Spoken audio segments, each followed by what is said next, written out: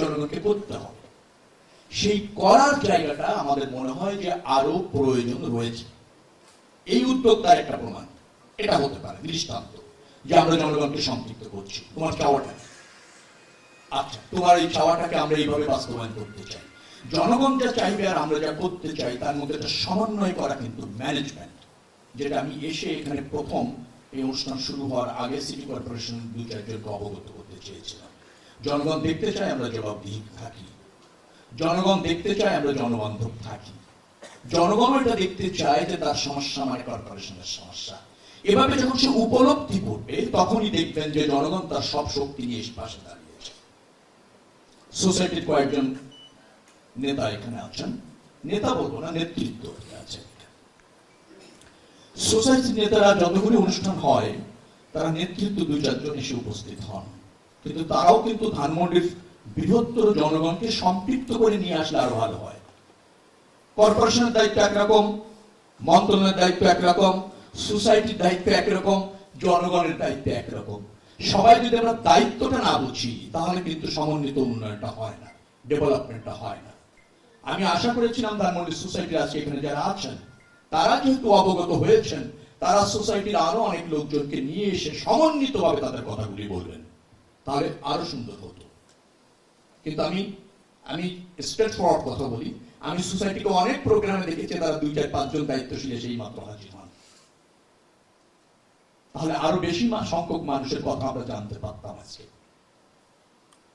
সালাম ভাই এই ডেপুটি মেয়র ছিলেন একসময় সিটি কর্পোরেশনের, অর্থাৎ সিটি কর্পোরেশন কিভাবে ফাংশন করে সেক্ষেত্রে তিনি পূর্ব থেকে জ্ঞাত একজন ব্যক্তি। এটা একটা ইতিবাচক দিক।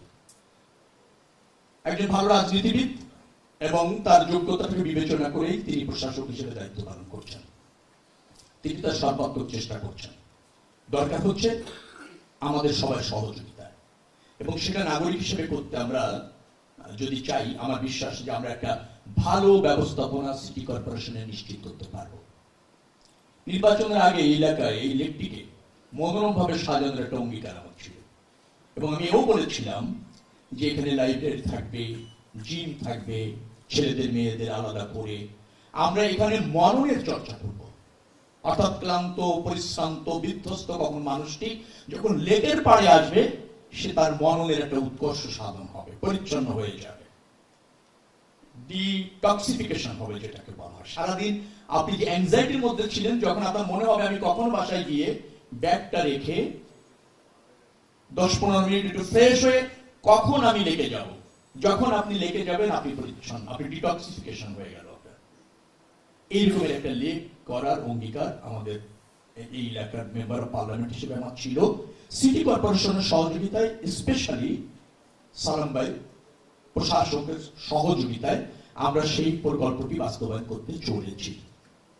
তার ডিজাইন যেভাবে করেছেন, এখানে 2-1 জন আছেন, আমার সামনে একজন বসা আছে খুব স্মার্ট, আমার মনে হয় এক্সিকিউটিভ ইঞ্জিনিয়ার উনি হবেন। আপনি এক্সিকিউটিভ ইঞ্জিনিয়ার, ওকে। তার প্রেজেন্টেশনটা আমি দেখেছিলাম, সেদিন প্রাইম মিনিস্টার ওখানে ছিলেন, প্রধান বর্জ্য ব্যবস্থাপনা কর্মকর্তাও ছিলেন, প্রাইম মিনিস্টার, আমি, প্রশাসক সবাই মিলে আমরা আলোচনা করে মোটামুটি ভাবে এটা চূড়ান্ত করেছি। একটা জায়গায় আমাদের একটু উদ্বিগ্নতা আছে, লেকের পানিটাকে কিভাবে টলমলে রাখবো আমরা, সেটা আমাদের জন্য সর্বশেষ একটা চ্যালেঞ্জ। সেটাও নিয়ে আমরা কাজ করছি যে টলমলে লেকের পানি দেখতে চাই আমরা। তবে এটাও নিশ্চিত ঢাকা শহরে যতগুলি লেক আছে, যতগুলি জলাশয় আছে, তার মধ্যে ধানমন্ডি লেকের পানি অন্য জায়গার চেয়ে বেটার, এটা সত্য। কিন্তু আমরা সেটাকে আরো সুন্দর করতে চাই, মনোরম পরিবেশ করতে চাই। একজাক্টলি বলছেন সালাম ভাই, একটা লেক যত্রতত্র বাণিজ্যিক ব্যবহার হবে না, হতে দেওয়া হবে না। স্বেচ্ছাচারিতা, নিজের মতো করে ব্যবহার, এটা চলবে না।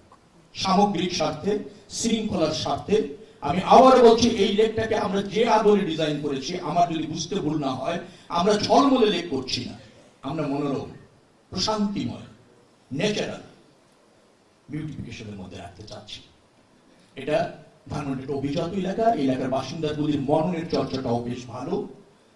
আর এই এলাকার সিটি কর্পোরেশনের প্রশাসক যিনি আছেন তিনিও মননের চর্চায় অনেক ভালো।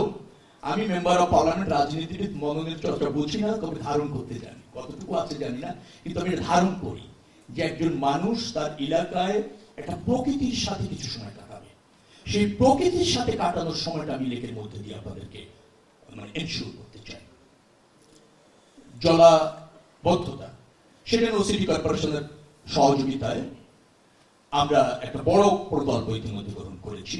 আমার বিশ্বাস এই এলাকার জলাবদ্ধতা 350 কোটি টাকার প্রকল্প, আমি যদি ভুল না করে থাকি, সেটাও বাস্তবায়ন হতে চলেছে। অর্থাৎ সিটি কর্পোরেশন যথাযথভাবে ফাংশন করছে, করতে চাইছে। এই এলাকার মেম্বার অফ পার্লামেন্ট হিসেবে আমার যে দায়িত্ব আপনাদের প্রতি আছে, যে অঙ্গীকার আছে, আমি তা পালনে ব্রত আছি। আমার একটা দুর্ভাগ্য হয়েছে, আমি সারা বাংলাদেশের যোগাযোগ ব্যবস্থার আমূল পরিবর্তন করতে পারছি এবং চাইছি এবং করব। সেটা হচ্ছে রোড, রেল এবং নৌ। কিন্তু আমার যে নির্বাচনী এলাকা তুলে দিতে হচ্ছে সালাম ভাইয়ের হাতে, কারণ এটা সিটি কর্পোরেশনের অন্তর্ভুক্ত। আমি ওনাকে উৎসাহিত করতে পারবো, সহযোগিতা করতে পারবো, কিন্তু মূল দায়িত্বটা সিটি কর্পোরেশনকে পালন করতে হবে। এবং সেই জায়গায় আমি ইতিমধ্যে যে সমস্ত কর্মকর্তাদের সাথে পরিচিত হয়েছি, আমি জেনেছি তাদের ইচ্ছা আগ্রহে কোনো ঘাটতি নাই। আমাদের সহযোগিতা যদি পায়, অর্থাৎ এই নাগরিক যারা আপনারা সামনে আছেন, তারাও কিন্তু আপনাদের এই রাষ্ট্রটা আপনার, এই রাষ্ট্রে আপনার অধিকার আছে, এই রাষ্ট্রে আপনার মতামত আছে, এই রাষ্ট্রকে সঠিকভাবে ফাংশন করানোর দায়িত্ব আপনার আছে। আপনারা সেখান থেকে সমস্যা এগিয়ে আসুন। আমি দায়িত্ব নিয়ে বলছি, এই সরকার জবাবদিহিমূলক সরকার এবং আপনাদের ভোটে নির্বাচিত সরকার। আপনারা যা চান, যা ধারণ করেন, যা দেখতে চান, তা প্রতিষ্ঠিত করার জন্য আমাদের দায়বদ্ধতা রয়েছে এবং অঙ্গীকার রয়েছে। জননেতা তারেক রহমান প্রধানমন্ত্রীর সরকার কিন্তু নিশ্চয়ই আপনারা দেখেছেন জনবান্ধব সরকার থাকতে চায় যে কোনো মূল্যে। অর্থাৎ আমরা এই যে আপনারা যারা নাগরিক, তারা মতামত দিবেন, সিটি কর্পোরেশন সামনে নেবে। আপনাদের অনেক মতামত আমি জানি, কারণ আপনাদের সাথে সারা দিন আমাকে কম বেশি কাটাতে হয়। নিশ্চয়ই আমি আপনাদের প্রতিনিধি হিসাবে সিটি কর্পোরেশনের সাথে অঙ্গাঙ্গি ভাবে থেকে তা বাস্তবায়ন করতে চাই। আমি আবারও বলি, হকার নিয়ন্ত্রণ করতে হবে। যত্র তত্র যেভাবে সেভাবে স্বেচ্ছাধীন থাকতে একটা সভ্য সমাজ এবং রাষ্ট্রে পারে না। একটা লোক তার বাণিজ্যিক ব্যবহার ইচ্ছা মতো চলবে না, সেটা আমরা নিয়ন্ত্রণ করব, পরিচালিত করব। এবং যাই থাকবে না কেন, তা কোনো অবস্থাতে কারো জন্য প্রতিবন্ধকতা অথবা ধরেন যাপিত জীবনের ক্ষেত্রে অন্তরায়, দুর্বিষহ, এটা মানা হবে না। দুটি দোকানে যদি থাকি কোন একটা জায়গায়, আমি বলতে চাইছি অবস্থানগত কারণে, অবস্থানগত অবকাঠামো কখনো কখনো এমন হয় সেখানে একটা দোকান থাকলে অসুবিধা হয় না, আর সুবিধা হয়, কিন্তু তার একটা মান থাকতে হবে।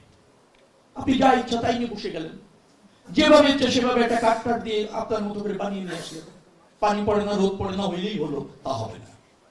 কোন একটা জায়গায় যদি একটা দোকান রাখতেও হয় ফুটপাতে, তার একটা মিনিমাম মান বজায় রাখতে হবে, যেটা ধানমন্ডি বা ওই এলাকার সৌন্দর্য কিছু না কিছু হলে বৃদ্ধি করে। এট দ্য সেম টাইম হয়তো যিনি দিয়েছেন বা দেওয়ার বৈধতা পেয়েছেন, তার কিছু উপার্জন হলো। এভাবে হলে হয়তো 2-4টি কনসিডারেশনে যাওয়া যাবে, কিন্তু লেক তার ডিজাইনের 1% ব্যত্যয় হতে পারবে না। আমি থাকতে আমরা হতে দেব না। সিটি কর্পোরেশনকে ধন্যবাদ এই উদ্যোগের জন্য। গণশুনানিতে আপনারা বলবেন, নিশ্চয়ই সালাম ভাই খুব ধৈর্যশীল মানুষ, একজন এই দেশ বিনির্মাণে তার অবদান রয়েছে, সেই কি বলবো পার্টিসিপেটারি মুক্তিযোদ্ধা, শরণার্থী মুক্তিযোদ্ধা না, একটা তো শরণার্থী মুক্তিযোদ্ধার দেশ সয়লাভ হয়েছিল, পার্টিসিপেটারি মুক্তিযোদ্ধাদের একজন। অর্থাৎ এই দেশ যিনি সৃষ্টির ক্ষেত্রে ভূমিকা রেখেছিলেন, ডেফিনেটলি বিনির্মাণের ক্ষেত্রে ভূমিকা রাখতে তাদের অঙ্গীকার রয়েছে। পরিচ্ছন্ন রাজনীতিবিদ। আমার প্রশাসকের কাছে দরকার অনুরোধ এবং দাবি, সেটা হচ্ছে আমার নির্বাচনী এলাকা ঢাকা দক্ষিণ সিটি কর্পোরেশনের মধ্যে এখানকার মানুষ তার অধিকার প্রতিষ্ঠার জন্য আমাকে নির্বাচিত করেছে। আমি আপনাদের সহযোগিতা চাইব, দাবি আমার আছে। কোনো কোনো সময় কিন্তু আমি জোর করে হলেও, সোচ্চার হলেও, প্রতিবাদ করে হলেও আমাদের অধিকার বুঝে নেব। ইঞ্জিনিয়ার আছেন, প্রধান পর্যায় কর্মকর্তা আছেন, এক্ষেত্রে আমরাও কিন্তু আপনাদেরকে কোনো ছাড় দেব না। গণশুনানিতে যা শুনবেন শুনেন, আমি এদের সাথে 35 বছর রাজনীতি করে সব শুনেছি।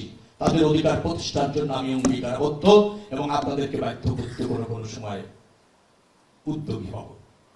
আমার বিশ্বাস আপনি এই ঢাকা মহানগর দক্ষিণ সিটি কর্পোরেশনকে সেভাবে সাজাবেন, এর আস্থাও আপনার উপর দল রেখেছে।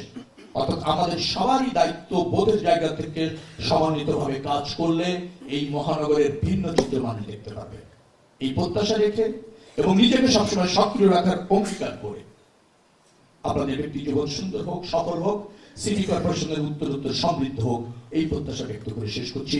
আল্লাহ হাফেজ।